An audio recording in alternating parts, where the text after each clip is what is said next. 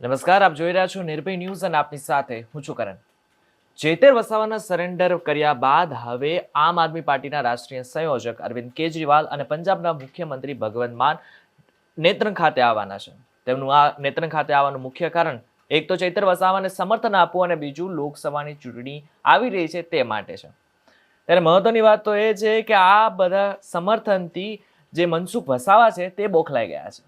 તેમણે આજે મીડિયા સાથેની વાતચીતમાં કહી દીધું કે અરવિંદ કેજરીવાલ અને ભગવંત માન છે તે ચૈતર વસાવા માટે નહીં પરંતુ આવનારી લોકસભાની ચૂંટણી માટે આવી રહ્યા છે અને તેઓ હવે ચૈતર વસાવાનો જે કેસ છે તે બગાડી રહ્યા છે।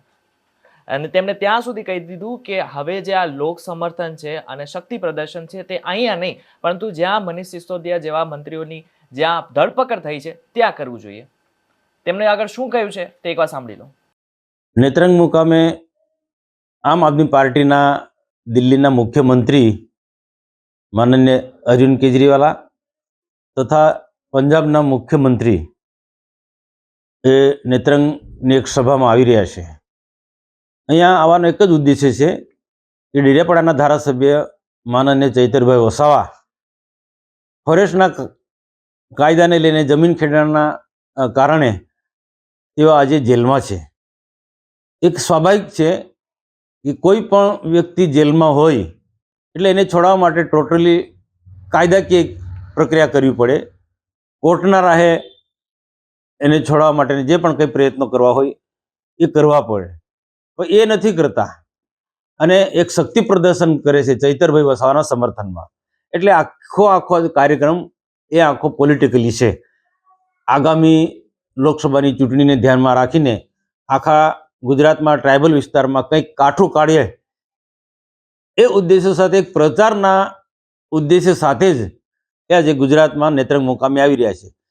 ખરેખર શક્તિ પ્રદર્શનથી જેલમાં જે પણ વ્યક્તિ હોય એ છૂટી જતા હોય તો દિલ્હી સરકારના મંત્રી મનીષ સિસોદિયા, આ ઉપરાંત રાજ્યસભાના એમના સભ્ય સંજયસિંહ, ઉપરાંત શિક્ષણ મંત્રીથી માંડીને બીજા અન્ય 2 થી 3 લોકો એમના મંત્રીઓ જેલમાં છે, તો ત્યાં શક્તિ પ્રદર્શન કરે ને કર્યા પણ છે તો તે છૂટી ગયા છે। આ લોકોને ગેરમાર્ગે દોરવા માટે આપ આદમીના પાર્ટી અહીંયા નેત્રંગમાં જાહેર સભા કરી રહ્યા છે। બાકી બીજું એમાં કોઈ નથી, એક માત્ર ને માત્ર આ રાજકીય સ્ટન્ટ છે।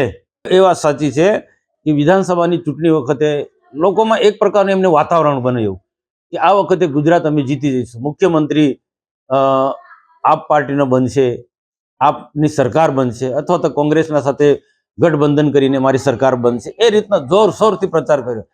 એ જ રીતના હવે પણ ગુજરાતની લોકસભાની સીટો મોટાભાગની અમે જીતીશું એ ભ્રમમાં અને લોકોને ગેરમાર્ગે દોરવામાં ચૈતરભાઈનો મુદ્દો લઈને આ નેત્રંગની સભામાં એ આવી રહ્યા છે, પણ એમાં એમને કંઈક સફળતા મળવાની નથી। તો ભરૂચ લોકસભામાં તેમાં પણ નેત્રંગ મારો જે મત વિસ્તાર છે એમાં જ આ બંને મુખ્યમંત્રી આવી રહ્યા છે।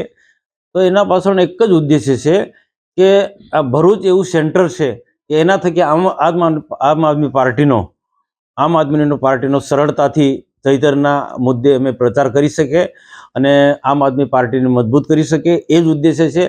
છતાં પણ એમાં એમને સફળતા મળવાની નથી। ભૂતકાળનો ઇતિહાસ ગુજરાતના લોકો જાણે છે। લોકોને ખોટું બોલવું, મફત બધું અમે આપીશું, એસટી બસમાં મફત મુસાફરી કરાવીશું, વીજળી મફત આપીશું, ઘણી બધી મફતની સુવિધા આપીશું, એ રીતના આ લોકો દરેક જગ્યાએ આમ આદમી પાર્ટીના લોકો કહે છે, પણ ગુજરાતની જનતા ખૂબ સારી રીતે જાણે છે કે બધું જ મફત હતી તો સરકારનો આખો વહીવટ કઈ રીતના ચાલવાનો છે। આમ આદમી પાર્ટીને વિધાનસભામાં પણ નથી સફળતા મળી ને આ વખતે પણ નથી ક્યાંય સફળતા મળવાની। તો ગુજરાતની જનતાને ખાસ કરીને ભરૂચ લોકસભાની જનતાને મારી નમ્ર અપીલ છે કે આ એક પ્રકારનો સ્ટન્ટ છે। સ્ટન્ટ કરવો હોય રાજકીય રીતના તે કરી શકે, પણ આ રીતના ના થાય। માણસે જેલમાં હોય અને જેલમાંથી એને છોડાવવા માટે આવી શક્તિ પ્રદર્શન કરે એ બિલકુલ પ્રજાને ગેરમાર્ગે દોરવાનો આખો કાર્યક્રમ છે।